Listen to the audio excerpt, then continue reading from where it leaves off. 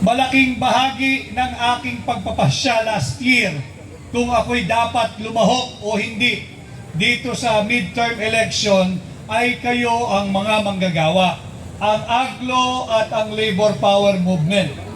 Sapagkat sa aking pagkukonsulta, ang lagi nating nakakasama, of course, si Attorney Jimmy Miralles na aking kaibigan, kinonsulta ko po ang iba't ibang sektor.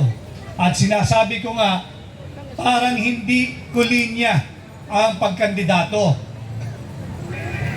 Subalit, ako ho ay tinanong, alam mo naman, Attorney Vic, na hindi kaaya-aya ang nagiging direksyon tinatahak ng kasalukuyang administrasyon. Kaya mo bang talikuran ang kapwa mo Pilipino? Kaya mo ba talikuran ang uring manggagawa? Kaya mo bang pabayaan na patuloy na atakihin at ikompormiso ang ating demokrasya? Kung ang sagot mo sa mga katanungang yan ay kaya mo, mauunawaan ka namin, huwag mong tanggapin ang imbitasyon at hamon na pamunuan ang tunay at maisog na oposisyon sa Senado. Subalit sabi ko sa kanila, bigyan lamang ako ng kaunting panahon at hayaang ako ay magnilay-nilay bago tayo magdesisyon. Sa aking pagninilay-nilay, ang aking sagot sa tatlong mabibigat na katanungang yan, hindi ko kayo kayang iwanan at hindi ko kayo kayang talikuran. Kanya ako ay naririto ngayon kumakatawan sa inyo. Ako po muli ang inyong kaibigan, Attorney Vic Rodriguez, number 56 sa balota, Senador ninyo, Pilipino, abogado, maisog. Ilang araw mula ho ngayon ay magtatapos na ang ating kampanya at ilang araw mula ngayon ay halala na. Napakinggan nyo na rin ho siguro ilang ulit ang aking mga nais gawin o layunin bilang senador ninyo. And I would just like to take this opportunity being in front of you this afternoon, first, to give my respect to all of you, mga manggagawa, dahil ngayon ay araw ninyo. Pangalawa, upang ipaalala sa inyo what is at stake for our country this midterm election. Tuwing May 1, dapat ay selebrasyon. Tuwing May 1, dapat ay nagdiriwang ang mga manggagawa. Subalit ilang taon paulit-ulit nakakalipas. Nagdiriwang ba ang uring manggagawa tuwing May 1? Hindi! Palagian ang pagkilos ay paalala at panawagan sa pamahalaan kung sino mang administrasyon, iisang hiling, mapabuti ang estado ng uring manggagawang Pilipino dito sa sarili nating bansa. Halos 10 milyong Pilipino ang nangibang bayan dahil walang oportunidad o dili kaya kung meron man, mababa ang sahod ng mga manggagawa. Hindi sapat at hindi sasapat sa araw-araw na pangangailangan nating mga Pilipino. Halimbawa, dito sa Kalakhang, Maynila, ang minimum wage natin ay 645. Kung titingnan natin yung cost of living ng isang pamilya, kulang na kulang yung 645. Dito na yan sa Metro Manila. Imagine natin kung ano ang buhay ng ating mga kapwa Pilipino at kapatid na manggagawa sa labas ng Metro Manila. Bagamat ilang ulit ko ring nasabi na bilang senador ninyo, aking isusulong na magkaroon sana at dumating sana yung panahon na yan na magkaroon na ng pagkakapantay-pantay pagdating sa rate ng sahod ang mga nasa Metro Manila at nasa probinsya. Ito'y hindi magiging madali sapagkat gusto nating ipantay ang sahod ng mga manggagawa sa probinsya at Metro Manila. Subalit, titingnan din natin ang kakayahan na matugunan yan ng ating mga partner sa labor force. Ito namang mga mamumuhunan.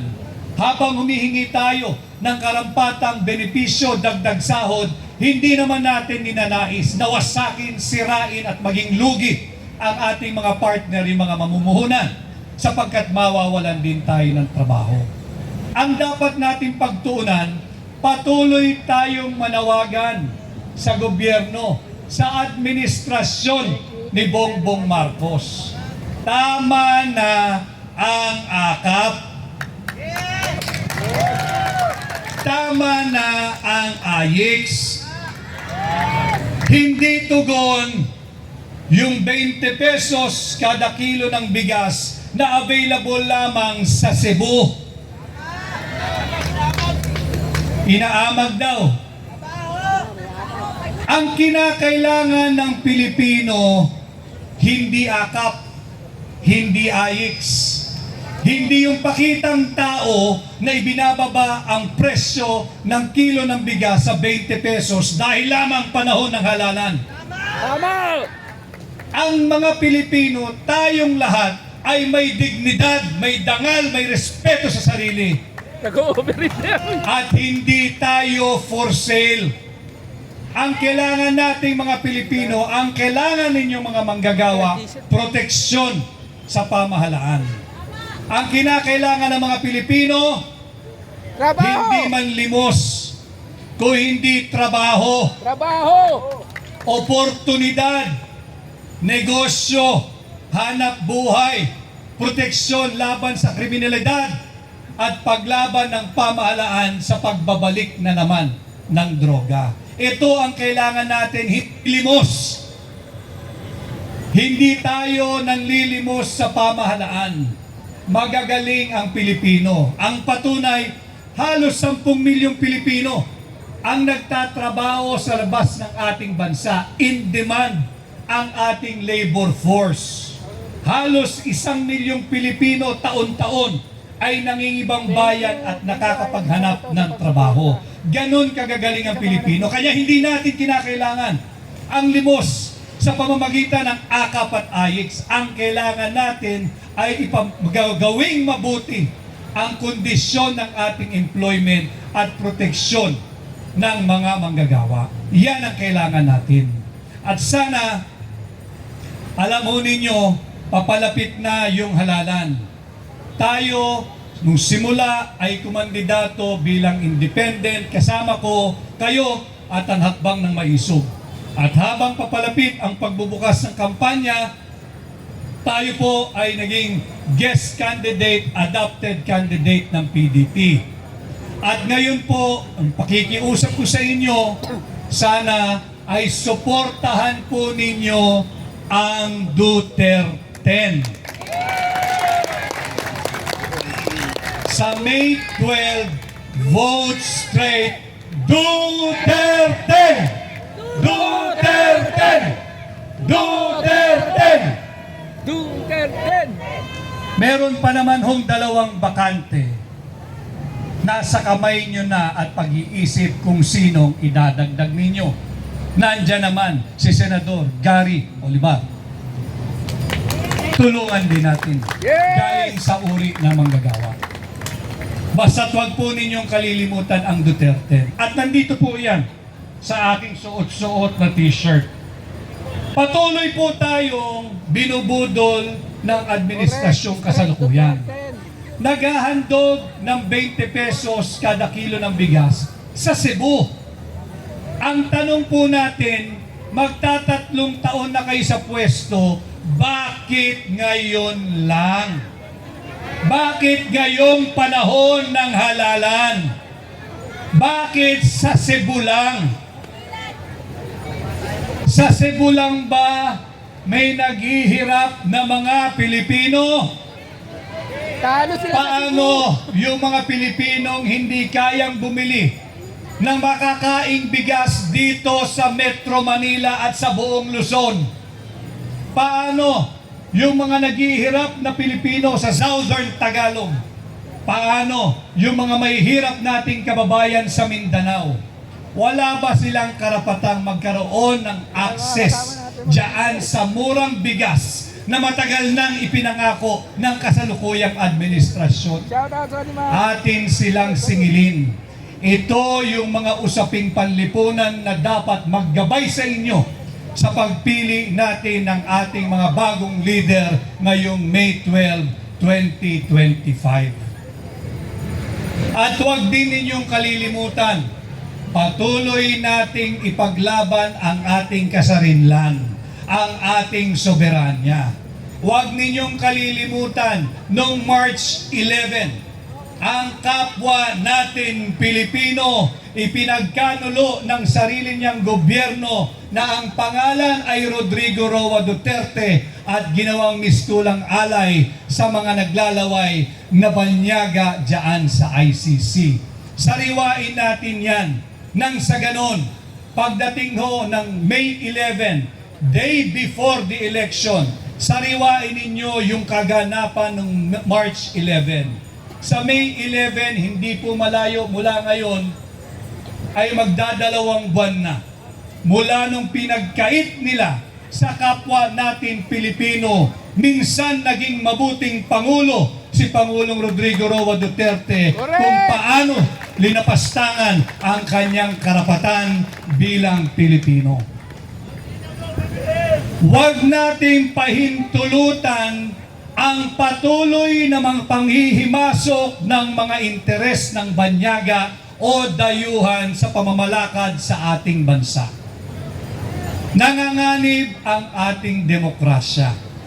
Ngayon, araw ninyong manggagawa, kinakailangan ipaalala ko sa inyo, pagkatapos nilang sinalbahe ang pagkatao ni Pangulong Rodrigo Roa Duterte, nanganganib patuloy ang ating demokrasya. Sa paanong pamamaraan? Pilit na nakawin ng iilang elitistang kongresista ang posisyon ng pangalawang Pangulo mula sa inyo, 32 milyong Pilipino na siyang nagpahiram, tunay na nagpahiram ng inyong sagradong mandato at boto kay Vice President Inday Sara Duterte. Ating labanan itong huwad na impeachment complaint at magagawa lamang natin yan kung tutulungan po ninyo ang katulad kong aplikante,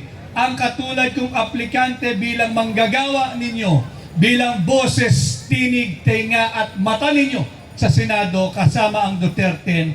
Punuin po natin ang Senado ng mga Duterte. Yes, Duterte! Upang malabanan natin yung huwad na impeachment complaint. Tulungan po natin, pahintulutan ninyo ako na panggitin ang pangalan ng ating mga kasama sa Duterte or sa PDP o yung Pilipinas Duterte pa rin. Yes! Tulungan ho natin, dalhin natin sa Senado ako sa Duterte si Senador Philip Ipe Salvador. Ang ating pong bansa ay may sakit.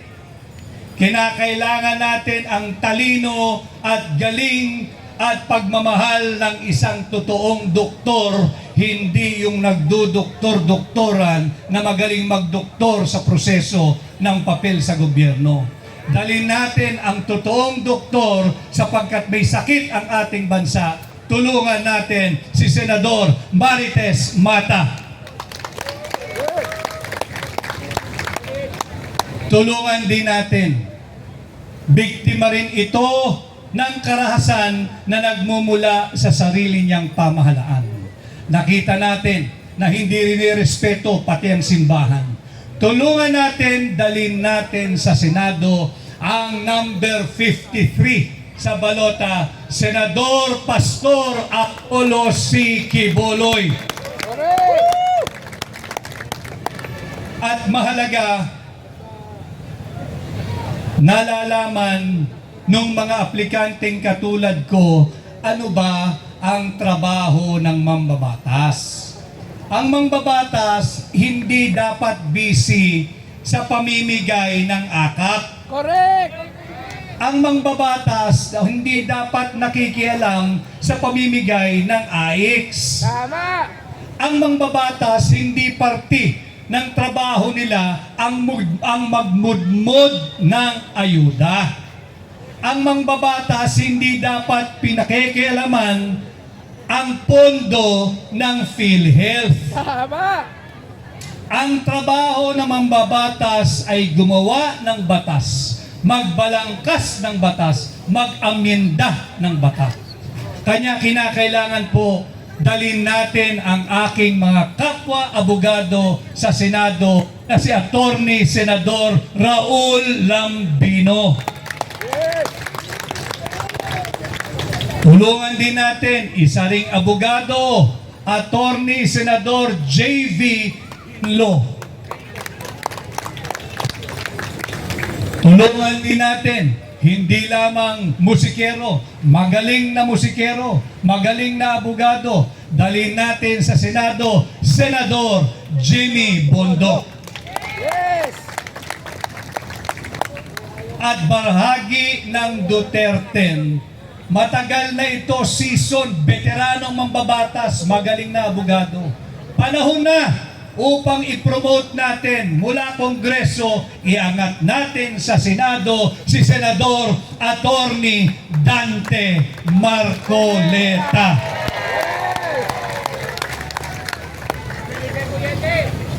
Dalhin din natin muli matapang, maisog, lumaban sa sindikato ng droga. Lumaban sa mga kriminalidad. Ibinuwis ang kanyang buhay. Nanindigan at may tunay na pagmamahal kay Tatay Digong. Muli nating dalhin sa Senado, ibabalik natin sa Senado, itaga ninyo sa bato, Senador Bato de la Rosa. At siyempre, sinong hindi makakakilala sa tao ang tanging bisyo ay magserbisyo. Ang number 1 sa mga survey ngayon bilang senador, huwag nating hayaang madaya. Balik natin sa Senado si Senador Bongo. Bongo Malasakit. Ito po yung Duterte. At habang binabanggit ko ang kanilang mga pangalan, sana ay huwag rin ninyong kalilimutan, napakadaling tanda ang numero 5-6. Paulit kung sinasabi 5-6, hindi siya utang. 5-6, hindi siya pautang. 5-6, hindi siya pabigat. 5-6, tratuhin natin na kolektibo nating puhunan upang maprotektahan ang uring manggagawa patungo sa mabuting lipunan. Number 56, ang inyo pong lingkod, Attorney Vic Rodriguez. Rodriguez! Rodriguez! Rodriguez! Rodriguez! Ilang araw na lang naman ho, minus today, 9 days na lamang, napakalaki po ng Pilipinas, hindi ko pa napupuntahan ang napakaraming lugar, subalit hihingi na rin ako ng tulong ninyo. Matagal na po akong nagpapasuri, nagpapakilala, nagpapatimbang, nagpapasukat sa napakaraming Pilipino. Isa lamang ang aking hiling. Kung sakasakali po na kung sa tingin ninyo na si Attorney Vic Rodriguez na nakatayo sa inyong harapan ngayon ay karapat-dapat at nararapat mapahiram ng inyong sagradong tiwala at mandato, sana ho ay tulungan ninyo akong mangampanya for this last 9 days remaining ng kampanya sa inyong pamilya. Dahil ngayon ay araw na manggagawa, ikampanya po ninyo ako, pakiusap sa inyong mga kasamahan sa trabaho, kasamahan sa negosyo, kapitbahay, kaprobinsya, kamag-anak, pati na kaaway ninyo, ikampanyo nyo na rin po si Attorney Vic Rodriguez at sa lahat ng Pilipinong kilala ninyo sa loob at sa labas man ng ating bansa. Napakarami pong issue. Subalit yung isyong yan, manganganak at madadagdagan pa kung hindi tayo magbuklod-buklod at magkaisa ngayong May 12, 2025. tuwing panahon or araw ng sahod, huwag din ninyong kalilimutan sa inyong pagboto. Hindi pa natin nahahawakan yung pinaghirapan natin ng lamang araw. Hindi pa natin nahahawakan yung ating sasahurin. Bawas na yung ating mandatory contribution sa PhilHealth. Meron po tayong pera dyan sa PhilHealth. Ngayong taon, nasaan ang ating mandatory contribution na talaga namang binabawas sa ating sahod bago pa man natin makuha yung ating pinaghirapan tuwing kinsenas at katapusan. Huwag ninyong kalilimutan, zero funding, zero budget ang binigay ng administrasyon ni Bongbong Marcos ngayong taong 2025. Huwag rin ninyong kalilimutan, kinuha yung 60 billion pesos pondo ng PhilHealth last year. Huwag natin itong papalagpasin, atin silang singilin. At ito'y magagawa natin pagdating ng May 12, iparamdam natin ang galit at hagupit ng sambayanang Pilipino gamit ang ating mga boto, gamit ang ating balota. Yan po sana ang maging gabay natin ngayong May 12, 2025. Muli ho, kinakailangan natin ng sapat na bilang.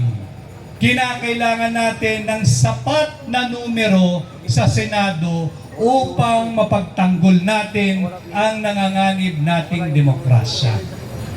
Sa pakikialam ng banyagang interes o banyagang impluensya, kinakailangan ho natin ng sapat na bilang, sapat na numero sa Senado upang maitama natin ang maling direksyong tinatahak ng kasalukuyang administrasyon.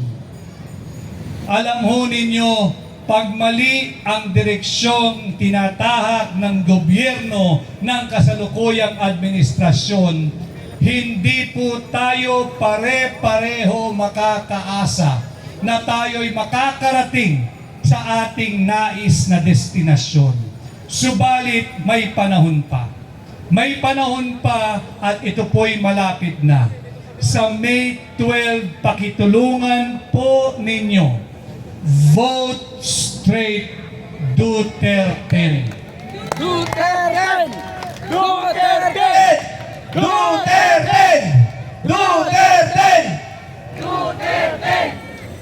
At sana ho, pag naganap yan sa May 12, 2025 ngayong taon, sa susunod na pagdiriwang natin ng Labor Day sa 2026, makakakita na tayo kahit dahan-dahang pag-usad, yung tinatawag natin sa Ingles na baby steps.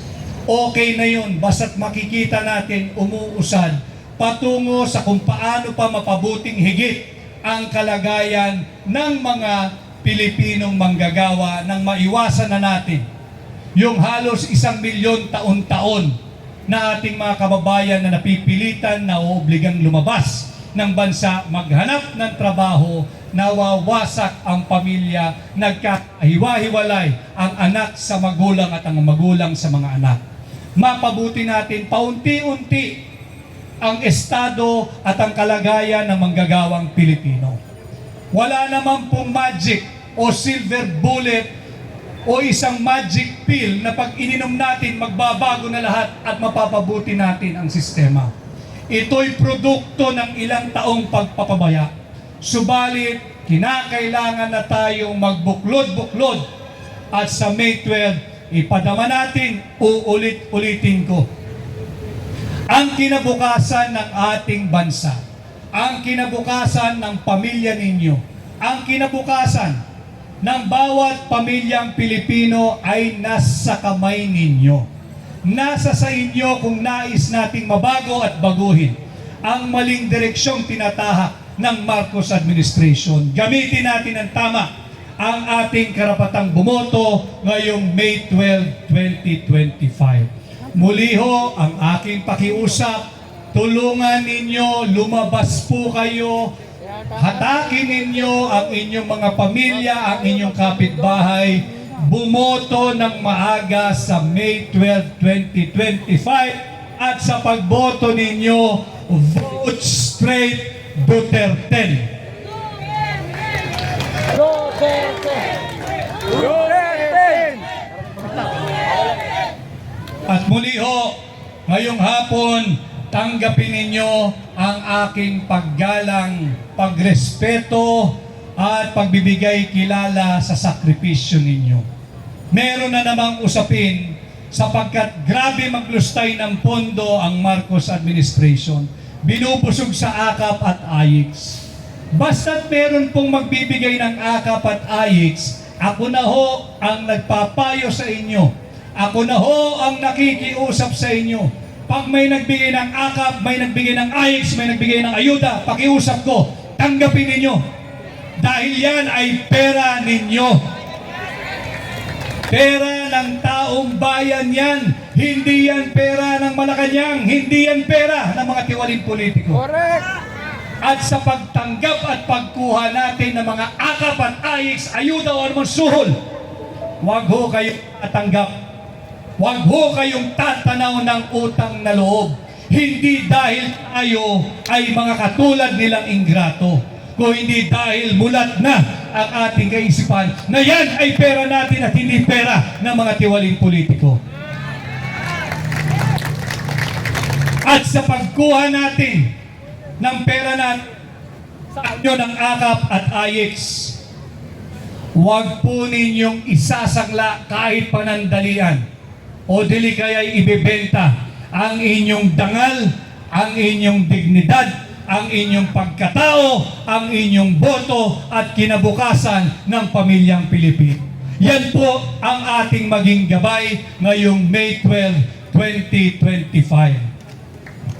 At muli po sa aking pagharap paulit-ulit sa inyo at sa napakaraming Pilipino, napakaraming ating kaibigan mula sa traditional media at new media, yung social media, sa pagharap ko po sa inyong lahat, saan man panig ng Pilipinas at saan man panig ng mundo.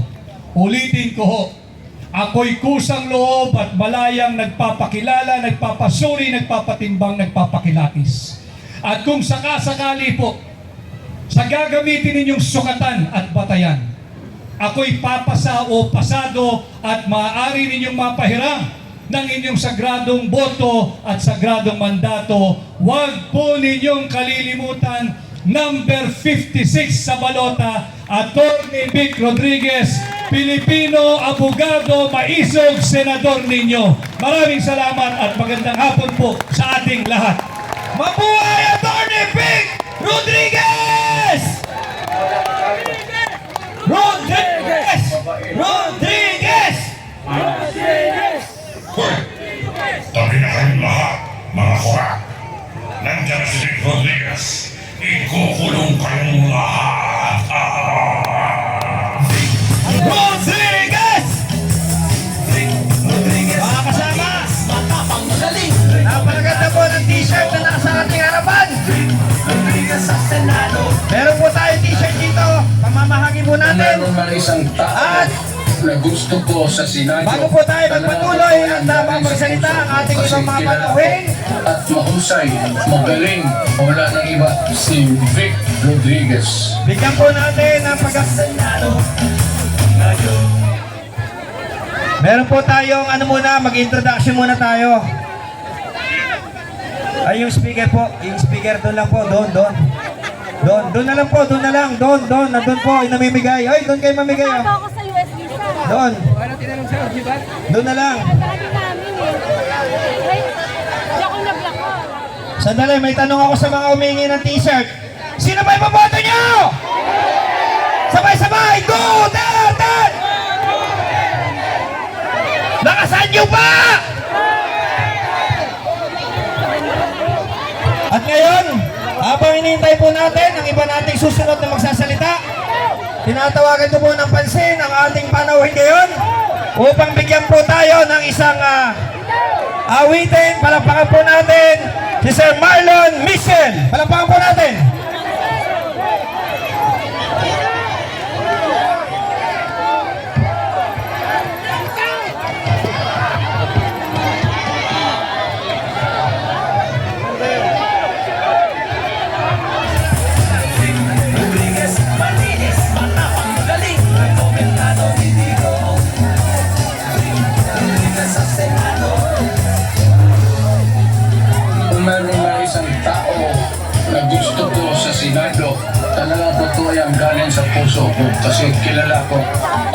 mahusay, magaling, wala nang iba, si Vic. Okay, mamaya na po ulit. Okay na, mamaya na ulit. Mamaya na ulit. Yung kayong lahat. Mamaya na po ulit. Doon na lang po. Nandun po. Nandun niya namimigay. Nandun. Doon naman, doon naman.